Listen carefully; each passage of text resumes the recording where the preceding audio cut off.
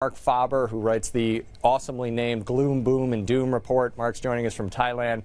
Marc, what is your view of the global economy, and then we'll specifically focus on the U.S.? What's going to happen from here?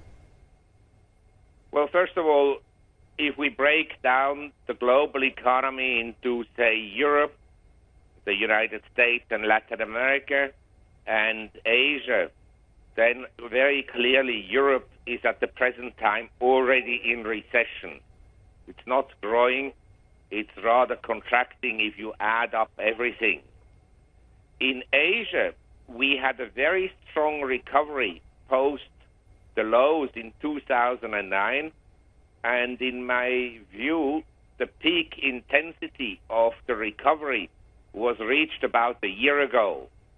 And since then, the Asian economies have been slowing down meaningfully, including China, where the economy is growing at a much slower pace than the official statistics by the governments would suggest. In my view, in Asia, we don't have a recession yet, but we have no more growth at the present time.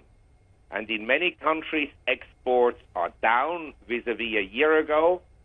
In many countries, industrial production is down compared to a year ago, and so forth and so on. So if any growth, then very, very little. In the United States, we have minimal growth, maybe 1%, maybe even less, depending on how do you measure the consumer price inflation. In other words, how do you adjust the nominal GDP for inflation in order to get real GDP? My impression of inflation in the U.S. is that it is much, much higher than what the government is publishing. So we're getting into the presidential election. It's getting really hot and heavy. Both candidates are slinging threats and complaints at each other. Is there anything that can be done? And if so, which candidate would actually be better for fixing the economy? Well, I mean, to tell you the truth, if you put a gun on my head and you said you must choose either Mr. Obama or Mr. Romney, I say, please shoot. Why? Why can't they do anything? I think both are undesirable. The one is basically buying votes by distributing money through all kinds of subsidies. As you know, now almost half the households in America have one member that receives some subsidy by the government, either food stamps or Social Security or God knows what. And so Mr. Obama is a big-time spender.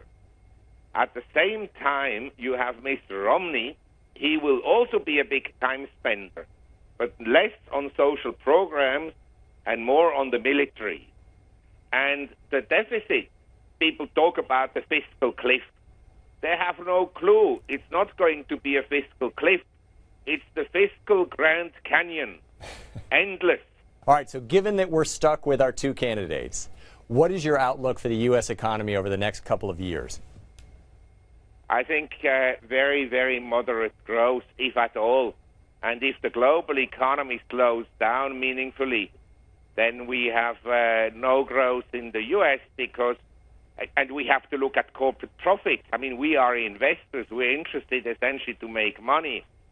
And as you know, the economy could be weak and the stock market could go up because of liquidity injections. That's a possibility.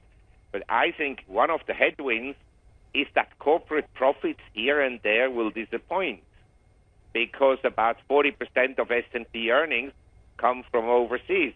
And if, as I said, there is no growth in Europe or recession in Europe and no growth in Asia and other emerging economies, where will the profit growth come from?